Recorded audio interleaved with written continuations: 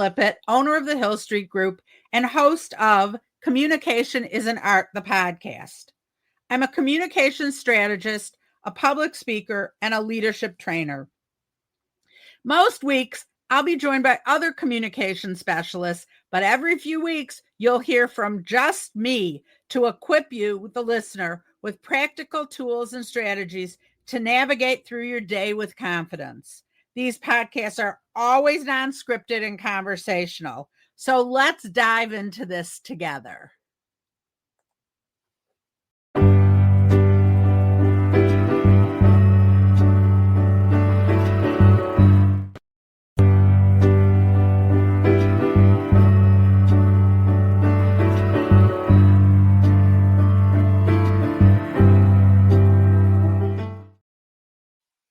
Well, hi, everyone. It's Pamela Lippitt from Communication is an Art, the podcast. I'm happy to be joining you. I'm doing this recording in September when it's over 80 degrees out in Michigan. So I'm sure by the end of the week, it'll be 55 and we'll be in a whole different season of clothing and season of communicating. I'm really happy to have a new guest on the show today, and I'm going to introduce her in a minute. In the meantime, you're going to see a few changes on how I'm doing things. So I'll probably have one guest a month for the next few months so that you'll hear more from me about different communication patterns and ways to move forward and like unsticking yourself when you feel stuck. So with that, we'll go on with today's show. And I am going to introduce you to Nancie Steinberg. Hi, Nancie. And Nancie works in a very special niche in communications, and that's in the healthcare industry. And I thought that would be a really interesting way. So, hello, Nancie. Hello, Pam. Thanks for having me. And for transparency, we are both in Innovation Women, which is a platform to get women on stages. So if you are looking for speakers, we are both available. Hit us up. Tell me a little bit about your background and how you got into this specific area. Certainly. Sorry. So way back when I studied communications in college, and I became interested in healthcare because actually an opportunity was presented to me. I was working in PR and communications already, and an opportunity came about with the American Medical Association, the AMA, which is based in Chicago. There was an opportunity. The gentleman doing media relations came to New York. I interviewed with him, he hired me, and I very quickly started learning about all of the AMA opinions and statements, and it was a very busy office. Reporters would call in for the AMA position on marijuana or on Medicare and all sorts of things. We also proactively led media briefings on everything from AIDS to tobacco, diabetes, sleep, oncology, and so on. I met lots of reporters and producers in that through those media briefings, and it was a phenomenal experience. I also joined, which is why I'm always a big proponent of networking and joining networking groups. I joined a healthcare PR and marketing society, which was composed mostly of hospital PR, marketing, fundraising folks. And through that organization, I decided I really wanted to work in a hospital. What they were doing seemed so dynamic to me. As you can imagine, in New York City, where I reside, there's a lot of hospitals. It's it used to be, it's sort of shrunk. The hospitals have shrunk into health systems, but every hospital has a different, or some of them have different niches, more so than others. And I landed at a small community hospital called Cabrini, and it was known, one of the things it was known for was being in Bedpan Alley, which is where Cabrini Green and HSS and Bellevue, many hospitals were all in a row. And that's sort of where I really, really fell in love with that type of healthcare work, communications. And the scenario changed there, sadly. And we were all let go, and I wound up being hired by the City of Hope, which is in California. It's a cancer designated, so that's NCI, National Cancer Institute, designated NCCN, National Cancer Center Network hospital. I was in New York working remotely. My colleagues were fundraisers, and I was bringing our experts and our physicians to New York City for media briefings, to sit down with reporters desk side and offer and promote on regularly the work and research that City of Hope was doing in oncology. And actually, they also uh, did islet cell therapy for diabetes. So did that for many years, enjoyed it, and eventually was on my own. The fundraisers, they closed that office, and it was a little lonely. And I had met a lot of folks in the PR agency world, and I was encouraged to check it out, to pursue it. And I did. And I was hired by a very lovely agency called Chamberlain. And that's where I started working with pharmaceutical companies, big pharma, you name it, Pfizer, Lilly, Novartis, Amgen, and literally was working in almost every disease state. And it was fascinating work. You were juggling, a few different clients and working on preclinical research all the way through to FDA approvals, and going to medical meetings and promoting data in science journals. I then was recruited to another agency after many years, and eventually I went out on my own. And I've been consulting the last several years for biotech, pharma, life science companies, and healthcare companies. Okay, so that was a little longer than 2 minutes, but we're going to Sorry. dive in much deeper and talk about actual strategies in the communications world. Like, what makes it different, do you think, than just general? And I know I'll cut this out, but on the visual, it's lagging a little bit. I'm not sure why. I'll cut that out. You know what? I I'm going to switch.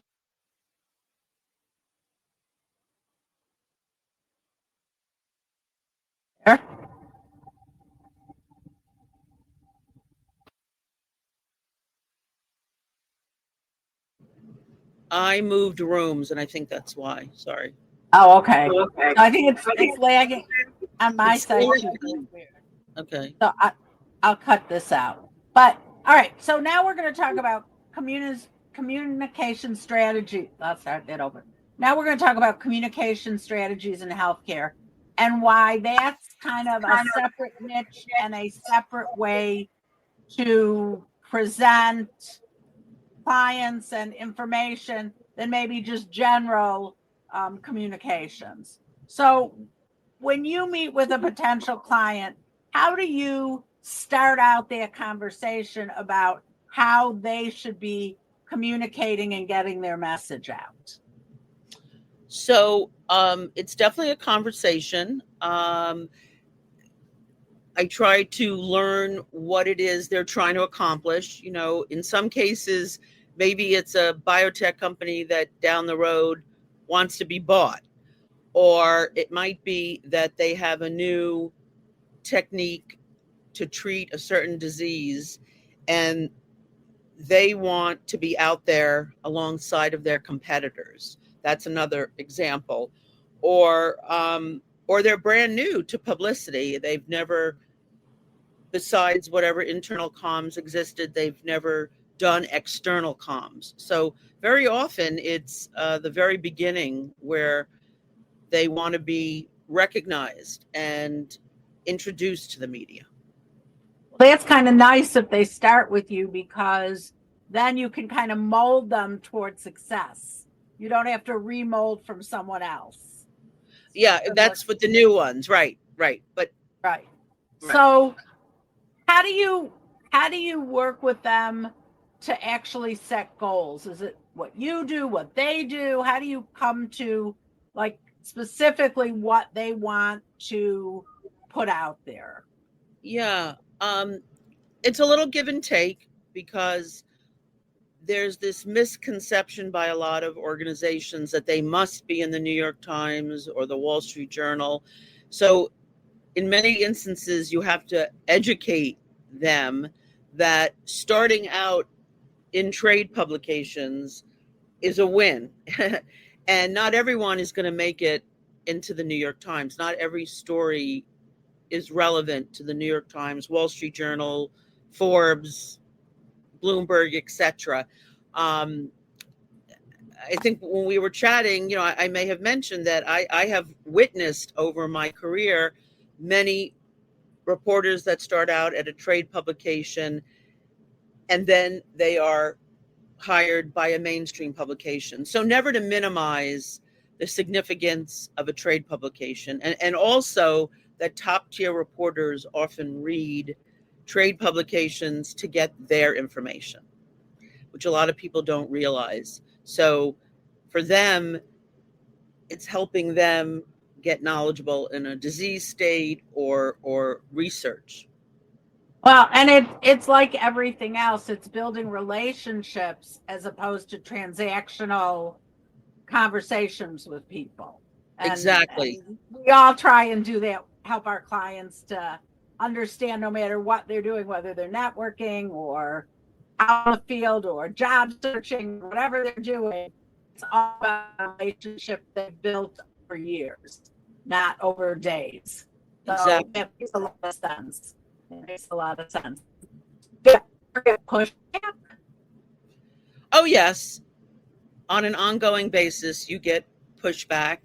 Um, you know, a lot of times the person you're dealing with, working with, has their mandate from above. And so, they don't know how to respond when you tell them, well, that's not going to happen right away. But I don't believe in making promises that you can't fulfill. And unfortunately, I think that happens more often than not when, whether it's an agency or a sole practitioner, when they're being interviewed by a potential client, they may say, oh, yeah, we'll definitely get you in the New York Times. Where I think you talk about goals. Yeah, that could be a goal. I'm not saying never say never. I'm just saying there has to be an appreciation and understanding that the person, being me, who's guiding and advising you, has a lot of experience and knows what will fly with a reporter and what won't. And I often try and put myself in their shoes or put on their hat, the reporter's hat. Like, gee, if I receive this pitch, would I think it's newsworthy, or would I think it's something that I want to pursue? And besides getting clients slots in publications, do you do other communication, like internal communications work with them, or other kinds of work? Yeah. Well, not so much. Sometimes they want thought leadership. So that would be them working on an article that we then offer as a byline article. So it's still earned media, but essentially it's the client's position on a certain subject or treatment or research, and then it's offering it to an outlet that accepts bylined articles. So they're not paying for it. It's not sponsored content, but it's byline content. I also work with I have worked with many companies on advocacy and sharing patient stories. So it's still PR, media relations, but it's a rather specialized area in particular. That's interesting. So let's go back to that communication part and talk to me about when you the communication between you and your client when things aren't going well, not that that would ever happen to you. How do you like break that cycle or reset that cycle? What are your tips and techniques that you can share with other people that may or may not be in healthcare but are working in general?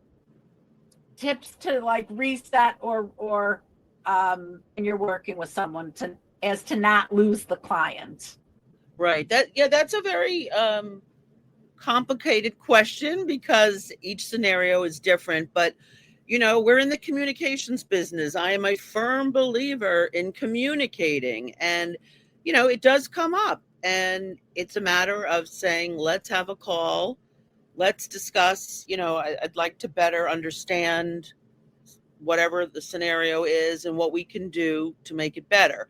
And I mean, that's something you would do for a client anyway. You want to make them feel good always and confident, but it is the meeting of the minds and having a conversation. You know, they hired you because they liked you and they know that your reputation precedes you. So one would hope that through conversation, there could come to be a meeting of the minds, if that makes sense.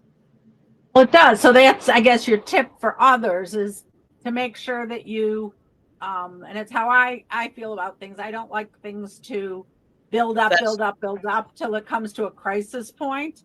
I always say to clients, if something's bothering you or something's not what you thought or your expectation, let me know right away. Let's not let anything build. It's so much easier to fix at the moment than fix a lot or create expectations that are on and on and on and have a problem. So Exactly. I think that's a good tip. And do you have another tip for people? Let's see. Well, also being open-minded. I mean, I admit sometimes I think my point of view is the right point of view, but similarly, listening to someone else, it may be the client, it may be the agency person that you're working with, being open to what they have to say, like willing to listen, learning to be a good listener, because we all need that's Communication 101, listen more than you talk, right? right. That's really interesting. So as we actually come to wrap up, which is kind of crazy because we've been on this for a bit. I want my listeners on the podcast to be left wanting more. That's always the goal here, is for you to want more and listen in again next week. What would your like takeaway of all this work you've done be, for example, to someone who's just starting out in this world, just starting out in the business world and maybe starting their own company or their own pharma company? Networking.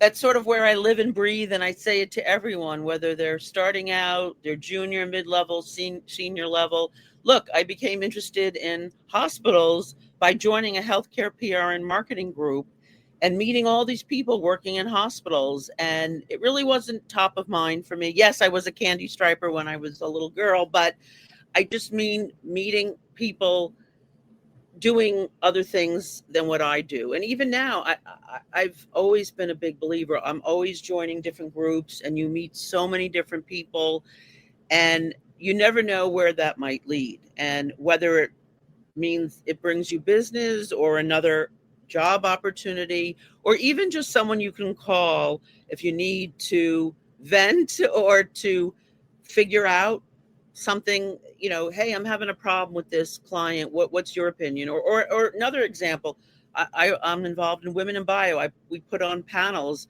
I have a network to tap. We're doing one on social media. I reached out to someone. We're doing one on advocacy. I have people in that arena. So the whole networking world is out there for the taking, and that's my big tip. It's really interesting. And that's how we met, through a networking group. So I guess it works. Exactly. So I want to thank you, Nancie. I think this has really been insightful for both people starting out, mid-range, really how to communicate when you're working with someone that you contract. Just because you signed the contract doesn't mean the conversation is over. It's really just the beginning of the conversation and the beginning of the communication. So I want to thank you for communicating, for joining me. And your contact information will be in the show notes below. If someone wants to reach out to you, are you open to that? Certainly, yes. Great. So that's it for today, folks. I am always interested in your feedback and hearing what you've learned from different podcasts. And we will see you again next week. Thanks so much, everyone. Thank you, Pam.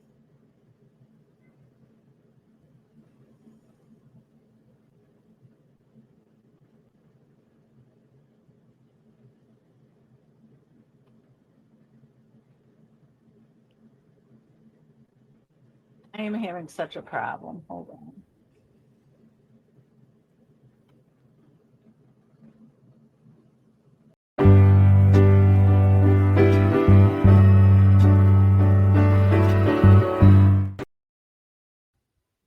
Hi, this is Pam Lippitt from the Hill Street Group.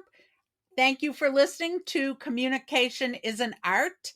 Make sure you subscribe and continue to listen. We really appreciate it. Share with your friends all those different lovely things.